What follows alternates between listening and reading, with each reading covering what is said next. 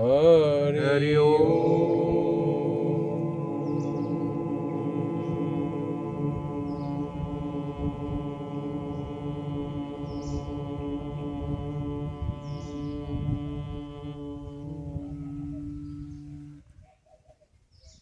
जो सुख नित्य प्रकाश विभु, जो सुख नित्य प्रकाश विभु, नाम रूप आधार, नाम रूप आधार, मति न लखे जहि मति लखे, मति न लखे जहि मति लखे, सो मैं शुद्ध अपार, सो मैं शुद्ध अपार। विचार सागर ग्रंथ की चतुर्थ तरंग चर्चा चल रही थी कि जीवात्मा और परमात्मा एक नहीं हो सकते। ये प्रश्नकर्ता का प्रश्न है। तमाम तर्क दिए। जिस तर्क पर अपन ने बात छोड़ी थी वो है मीमांसक लोगों की, जो कर्म की प्रधानता से धर्म की बात करते हैं। उनकी बात, कर्म ही ईश्वर है। लिखा भी रहता है, गाड़ियों पर पढ़ा होगा, कर्म ही ईश्वर है, कर्म ही पूजा है, उनसे ही फल होता है। तो ये वार्ता उचित नहीं है, क्योंकि कर्म तो जड़ है। जड़ वस्तु तुम्हें चैतन्य फल कैसे दे सकता?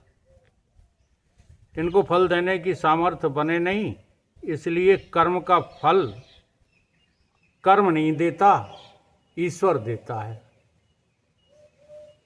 ये मीमांसक लोगों का सिद्धांत है, और इस बात में बहुत विवाद चलते रहते हैं हमारे समाज में। कोई कहते नहीं कर्म करो, ईश्वर फीश्वर कुछ नहीं होता। कुछ लोग कहते नहीं, चाहे जितने कर्म करते रहो, अगर उसकी निगाह नहीं है तो तुम कतई जो है उन्नति नहीं कर पाओगे। अब ये दोनों ही बातें जो है लगभग झूठ हैं, क्योंकि आगे की बात जो सत्य है वो वेदांत की है। इसलिए वो कह रहे हैं कि ईश्वर अच्छे कर्मों का फल अच्छा देता है, बुरे कर्मों का फल बुरा देता है। तो जीव जो है फल पाने के लिए दूसरे के ऊपर अधीन है। पराधीन सपने सुख नहीं है। और ब्रह्म है वो स्वाधीन है। तो ये लक्षण भी मिलता नहीं है, इसलिए एकता जीव और ब्रह्म की नहीं हो सकती। तो जीव और ब्रह्म की एकता सिद्ध करने के लिए गुरुदेव भगवान कहते हैं समाधान में कि 4 दृष्टांत हैं। उन चारों पर हमें विचार करना है, तब तुम्हें ये पता चल जाएगा कि जीव और ब्रह्म दो हैं ही नहीं। सुनो शिष्य के कहूँ विचारा, वह जाते शंका निस्तारा। घटाकाश एक जलाकाश, मेघाकाश एक महाकाशा। 4 भेद ये नभ के जानो, पुन चेतन के तथा पिछानो। एक कूटस्थ जीव पुन कही, ईश ब्रह्म ही ये जाने रही। जब इनको तो रूप पिछाने, निज शंका तब ही सब भाने। याते सुन इनको अब भेदा, नशे सुनत जन्मादिक खेदा। जो तुमको ये शंका हुई है उसका निराकरण विचार करने पर होगा। जैसे एक ही आकाश के 4 भेद हैं। आकाश एक ही है, लेकिन 4 भेद करके बोला जाता है। घटाकाश, जलाकाश, मेघाकाश और महाकाश। अच्छा, आकाश 4 हैं क्या? नहीं, परंतु ये 4 हमको समझना है। समझ के फिर हमको जानना है कि ये चारों एक ही। इसी तरह से ब्रह्म भी 4 भागों में बटा है। जैसे आकाश उपाधि से 4 भागों में दिख रहा है, ऐसे ब्रह्म भी 4 भागों में बटा है। कूटस्थ, जीव, ईश्वर और ब्रह्म। तो दृष्टांत तो आकाश का है और सिद्धांत जो है अपने निज अनुभव का है। दृष्टांत को यदि आपने समझ लिया तो फिर सिद्धांत में आप चिंतन करने योग्य हो सकते हैं। ये चार भेद आकाश की तरह चेतन में भी चार भेद हैं, आकाश की तरह हैं। हे शिष्य, जब इनके स्वरूप को तू भली प्रकार से समझ लेगा तब अपनी शंका तो आप ही समाधान कर लेगा। इसलिए मैं इनके आकाश के स्वरूप का वर्णन करता हूँ, तो सुन। जिसको सुन करके संशय रहित ज्ञान हो करके जन्म आदिक दुख का नाश हो जाएगा। घटाकाश का वर्णन। अब देखो, कहने को तो हम लोग जो है सब कहते हैं, लेकिन बड़ा कठिन है घटाकाश। अब क्या होता है घटाकाश? अरे ऐसे ही उसको जो है बताइए स्पष्ट करके। ये घटाकाश नहीं होता। घटाकाश माने, हाँ, घट माने घड़ा, घड़े के अंदर का आकाश। बताओ घटाकाश की परिभाषा यदि कोई जानते हो तो। घट के अंदर जो स्थान है, अवकाश है, वो नहीं, ये नहीं। घट में जल और जल में चेतन का जो जल में आकाश का प्रतिबिंब है। नहीं कह पाओगे, पढ़ के कहने में कोई, हाँ, तुमने पढ़ लिया है और कहे जा रहे हो, समझ में नहीं आएगी बात जब तक। तो पहले पढ़ लो, फिर पढ़ के उस पर विचार करो। जल पूरत घटकों जो दे जितनो नव अवकाश, युक्तिन पुन पंडित कहें ताकों घट का घटा, ताकों कहें घटा काश। जल से भरे घट को जितना आकाश, जल से भरे घट को, काय से घट भरा है? जल से। अब जल से भरा भी है और घट भी है, उसमें जल भी भरा है। उस जल के भरे हुए घट को जो आकाश अवकाश दे, क्या करे? जगह दे। उसको जगह आकाश ही तो देगा, उसका नाम घटाकाश है। तो अब एक साधारण भाषा में ये भी कहा जाता है कि घट के बाहर जो आकाश है वो महाकाश है। घट रखा है, घड़ा रखा है, उसके बाहर आकाश है कि नहीं? मान ले तुम घड़ा ही हो और इसके बाहर वो महाकाश है, ठीक है? तो महाकाश से जो आकाश, जो घट, जो आकाश पृथक दिख रहा है, भिन्न दिख रहा है, कि वो घटाकाश है। ये तर्क दिया है किसने? समझने वाले ने। कि जब सीधी सीधी बात है तो ये घुमा फिरा के क्यों कह रहे? तो कहते इसको घटाकाश नहीं कहते। ये तो साधारण बुद्धि वाला भी समझ लेगा कि आकाश में घड़ा रखा है और घड़ा जिस जगह को घेरे है वो क्या है? घटाकाश है। अब इसमें विशेष बात क्या है? तो विशेष बात ये है कि जल से भरा होना चाहिए घड़ा, जल पूरित घट, और जितना अवकाश। अगर जल नहीं भरा है, जरा ठीक है ना, जल नहीं भरा है और घड़ा रखा है, तो फिर वो आकाश घटाकाश नहीं है। दिखाई नहीं देगा, उसमें परछाया जल से ही परछाया। ना नहीं, बात नहीं समझ। एक खाली घड़ा रख दो, उसका उद्देश्य समझो। हाँ, और एक जल से भरा रख दो। अब दूर से बताओ कौन सा घटाकाश है? कौन सा है घटाकाश? भरा वाला या खाली वाला? भरा वाला। बोलो। भरा वाला। अब सुन के कह दे। नहीं, सुन के नहीं। खाली में नहीं है ना आकाश। उसमें जो छाया पड़ती है उससे बढ़ती है आकाश। बात देखो, जब तक समझ नहीं लोगे, अब वो जो है घटाना अपने पर है, इसलिए पहले समझना बहुत जरूरी है। अगर समझ नहीं पाओगे दृष्टांत तो तुम अपने में घटा ही नहीं सकते हो।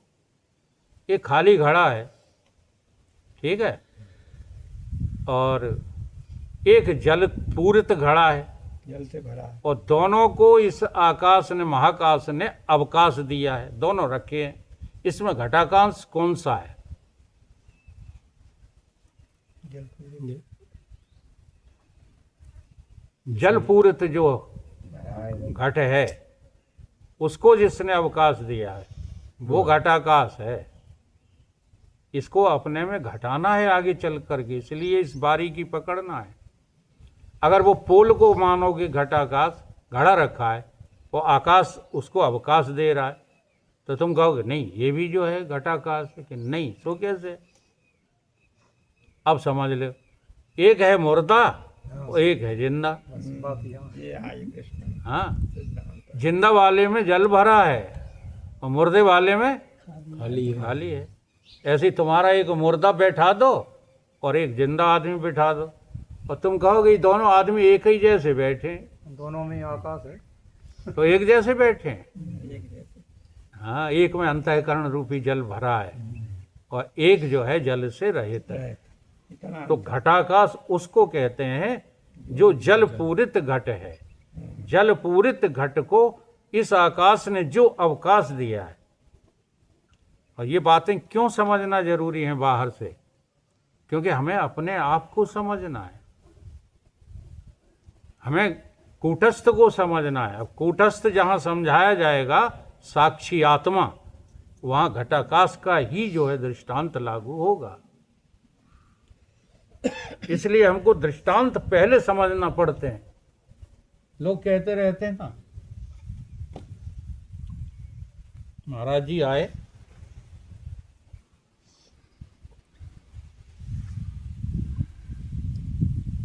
ठंडा पानी नहीं था, लोग गर्म होगा, ये कौन सा दाव खड़ा है? हमने नहीं डाला, पता नहीं कैसे डाला। चलो कोई बात नहीं, नहीं। ठंडा ही है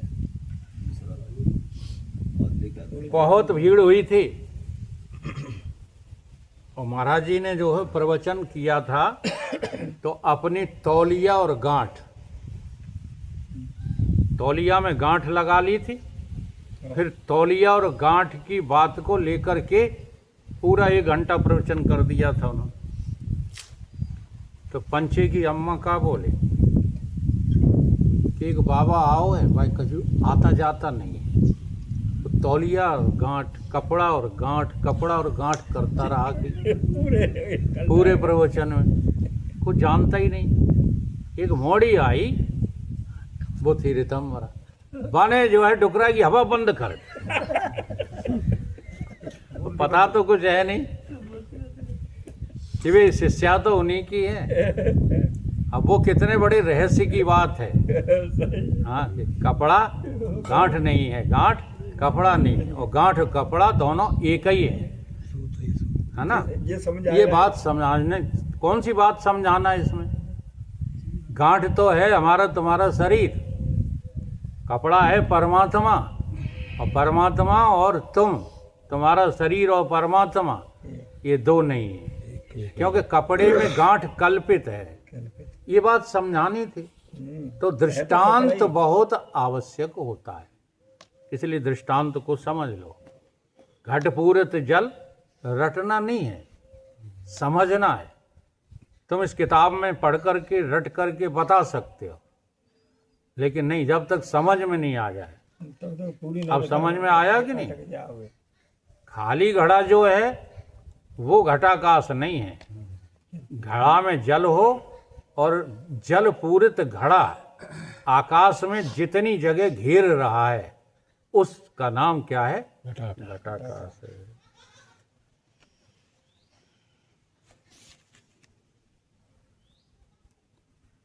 ये तो हो गया घटाकाश। दूसरा है जलाकाश। अब बताओ जलाकाश किसको कहोगे? बड़ा बुद्धि लगाना पड़ती है। ये तो घटाकाश हो गया। अब जलाकाश क्या होगा?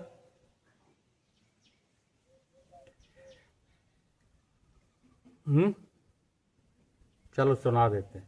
जल पूरित घट में जो पुण्य है नव को आभास, और घटाकाश युत विज्ञ जन भागत जलाकाश।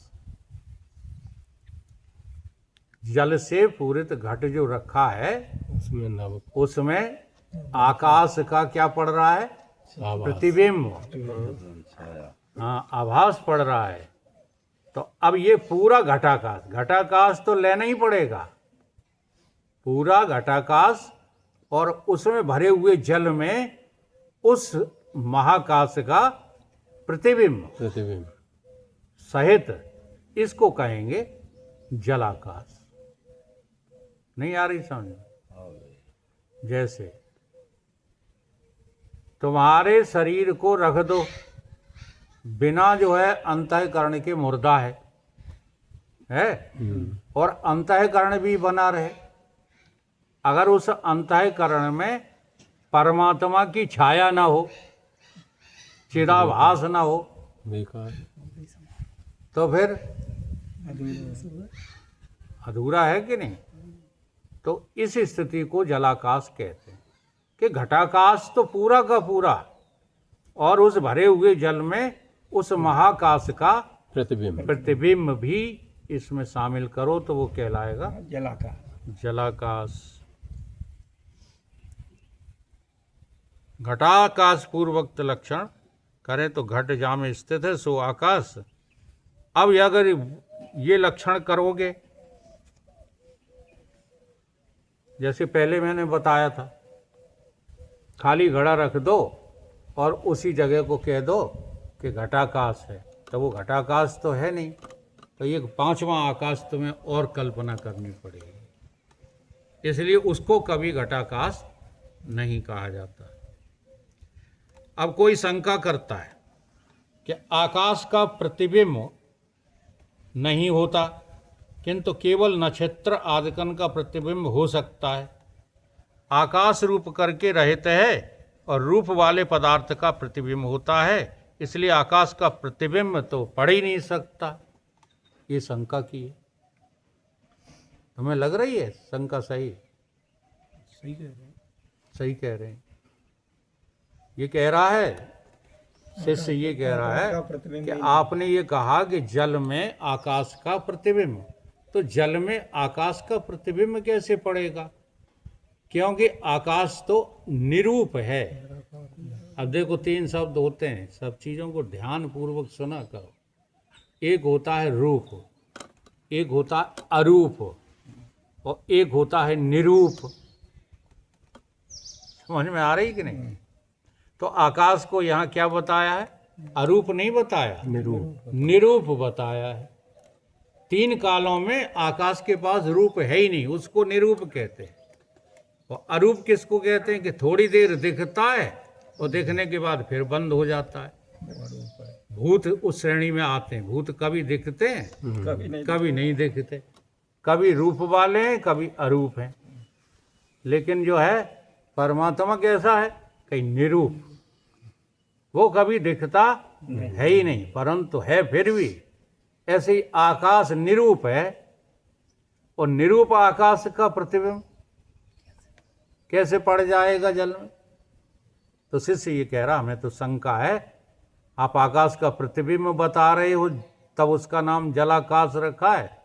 लेकिन हमारी शंका ये है कि जल में आकाश का प्रतिबिंब पड़ ही नहीं सकता। अच्छा, आप लोग बताओ, ये शंका सही है?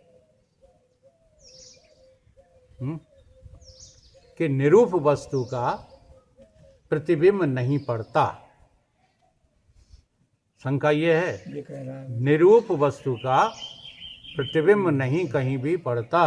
रूप का पड़ता ये बात, हाँ, रूप का पड़ता। ये आपको जच रही बात? है। हाँ, तो यही जचने वाले संसारी लोग होते हैं। निरूप का भी प्रतिबिंब पड़ता है, आकाश का भी प्रतिबिंब पड़ता है। जैसे कभी भी आप जाइएगा ठहरे हुए जल में, उस ठहरे हुए जल में जल को देखना, थोड़ा साफ जल होना चाहिए। जैसे कुएं आदि का होता है साफ, पहले तो नदियों में भी होता था। केवल का हाँ, और घुटनों घुटनों जल हो, ज़्यादा गहरा ना हो। फिर उसमें झांक करके देखो आप, ठहरी हुई नदी, स्वच्छ नदी हो, नदी का जल हो, हमने देखा गोमती नदी बहुत स्वच्छ नदी थी, अब तो वो भी गंदी हो गई। तो पहले बहुत स्वच्छ थी, तो उसमें ज़्यादा गहरी नदी नहीं थी, वो ज़्यादा से ज़्यादा कमर तक, घुटनों तक। अब उसमें झांक करके देखो तो इतनी गहरी लगती है कि जितना ऊंचा आकाश। जी हाँ, आकाश दिखता है उसमें, अरे आकाश उसमें जो है प्रतिबिंबित है। प्रतिबिंब ही हाँ, तो ये सिद्ध हो गया कि नहीं कि निरूप आकाश का भी प्रतिबिंब पड़ता है। चलो ये बात नहीं समझ में आ रही हो तो जरा कुआं में जो है चिल्ला के देख लेना, है प्रतिध्वनि आती है कि नहीं आती है। अब शब्द का कोई आकार होता है? शब्द तो निराकार है, निरूप है, लेकिन उस शब्द का कुआं में बोलने से प्रतिध्वनि वापस आती है, तो सिद्ध हो रहा है कि नहीं निराकार और निरूप का भी प्रतिबिंब पड़ता है। बड़ी बुद्धि लगाना पड़ती है। ये बात क्यों समझाई गई है? अब जगदीश जो है समझने को तैयार नहीं, क्योंकि उन्हें तो सोना सत्य दिखाई देता है। हाँ, और वेदांत ये कहते हैं कि सोने की तो चली क्या है, तुम्हारा शरीर, तुम्हारा मन, तुम्हारी बुद्धि, तुम्हारे प्राण, ये तीन काल में है ही नहीं। वेदांत ये कहता है। और फिर भी भास रहे हैं, जैसे आकाश है नहीं, फिर भी उसका प्रतिबिंब जल में भास रहा है। इसका नाम जो है वेदांत है। जो वेदांत को एक बार समझ लेगा, जिंदगी में सारी चिंताएं उसकी समाप्त। कहाँ है जिंदगी? कोई लगे हो बैलों की तरह, ये कोई जिंदगी है? इसी को जिंदगी समझ रहे। चैन नहीं पड़ता बिना किए, और करना हमारे स्वरूप में है ही नहीं। तो ये बातें समझने के लिए बाहर के दृष्टांत दिए जाते हैं, उन्हें पहले ठीक से समझ लो। तो ये पक्का हो गया कि नहीं? निरूप का प्रतिबिंब पड़ता है, ये दिमाग में बुद्धि में पक्की हो गई। जगदीश बोले ही नहीं रहे। घुसी नहीं। अभी कोई शंका है तो बोलो ना। आगे चलेंगे। नहीं, दो ऐसे कैसे चलन देगी? का आला है? तुम्हें शंका हो तो बता। वहाँ आला हो रही थी कि बस मरे के नीचे जिंदा घर घुस गए, ऊपर लोड लाई सरकार। हाँ, और कहीं आगे बढ़ो। तभी तो जिंदगी खराब हो गई है, ये आगे बढ़ बढ़ के ही तो फैसला करो। निरूप और निराकार का प्रतिबिंब पड़ता है कि नहीं? अभी वो मना कर रहे, पड़ता है। इतनी हठी बुद्धि है इनकी। तो ये बात समझ में नहीं आई कभी। नदी वाणी तो निराकार है, तो वो तो प्रतिध्वनि आती है, लेकिन उसका रूप तो नहीं है कोई वाणी का। किसका? यही तो कहा जा रहा है, वाणी निराकार है और निरूप है। निरूप की बात कही जाए। निरूप है, निराकार फिर है, भी उसका प्रतिबिंब यानी प्रतिध्वनि। प्रतिध्वनि होती है। अरे प्रतिबिंब और प्रतिध्वनि ये कान का विषय है, वो आंख का विषय है। बात तो ये कही। तुम इतने गधे हो, इतने बुद्धिमान कैसे समाज में हो गए? समझ ले तुम कितने बड़े बुद्धिहीन प्राणी हो। भाई कान का विषय है शब्द, प्रतिध्वनि है। ठीक है, और आंख का विषय क्या है? रूप। जहां निरूप कहा जाता है वहीं जो है निराकार कहा जाता है। एक ही बात है, निराकार और निरूप, कोई दो चीजें थोड़ी हैं। समझ में आ रही है? तुमने अलग विषय जो है रख दिया। प्रत्येक इंद्रिय का जो विषय है, प्रत्येक इंद्रिय का विषय वो निरूप है, निराकार है, और उसको आकार तुम्हारी इंद्रियों ने दे दिया है थोड़ी। हम रोजाना यही समझाते हैं। एक बार मैंने समझाया था, पंखा खट खट खट खट चलता है। हमने कहा आवाज़ कहाँ से आ रही है? तो सारे लोगों ने कहा पंखा से आ रही है। मैंने कहा नहीं, आवाज़ तुम्हारे भीतर से आ रही है, पंखा में कोई आवाज़ नहीं है। इसी तरह से शब्द, स्पर्श, रूप, रस, गंध ये बाहर हैं ही नहीं। अगर तुम्हारी इंद्रियां, देखो ये भी तो प्रैक्टिकल किया करो थोड़ा थोड़ा, डरो नहीं, भयभीत मत हो। आंखों को जो है कल्पना से फोड़ दो, कानों को जो है मूंद दो, नाक को बंद कर दो, ये पांचों इंद्रियां हटा दो। अब बताओ शब्द स्पर्श रूप रसगंध है कि नहीं है? हैं? है अंदर की अभी भी हैं। फिर ग्रहण करने की शक्ति बंद कर दी आपने। ग्रहण करने के जो उपकरण हैं वो बंद वो हटा दिए गए हैं, इसलिए इनका नाम तन्मात्राएं हैं। और ये तन्मात्राएं तुम्हारी जो है जीवत्व बनने से पहले से हैं, ये बाहर कहीं नहीं है। तुम्हारी आस्था इसीलिए खत्म नहीं हो रही क्योंकि तुम इंद्रिय जन्य ज्ञान को ही ज्ञान समझते हो। और जो व्यक्ति इंद्रिय जन्य ज्ञान को ज्ञान समझता है उसकी जिंदगी बर्बाद है, वो नरक को जाएगा ही जाएगा, बच नहीं सकता। हमारे रामायण, गीता, उपनिषद सभी यहीं से जो है प्रारंभ होते हैं कि जो बाहर दिखे हाँ, तो सब बेकार है, सच्चाई अंदर है। देखो गुरु नानक देव कहते हैं बाहर भीतर हरि को बासा, ये गुरु ज्ञान बताई पर जन नानक बिन आपा चीन है, मिटे न भ्रम की काई। अगर तुम बाहर देखते रहोगे तो भेद दिखता ही रहेगा। दुकानदार और ग्राहक का भेद ये बहिर्दृष्टि है, वकील और क्लाइंट का भेद ये बहिर्दृष्टि है, मरीज और डॉक्टर का भेद ये बहिर्दृष्टि है। अगर अंतर्दृष्टि हो जाए तो किसी डॉक्टर में ताकत नहीं है कि 400 रुपये फीस वसूल करे।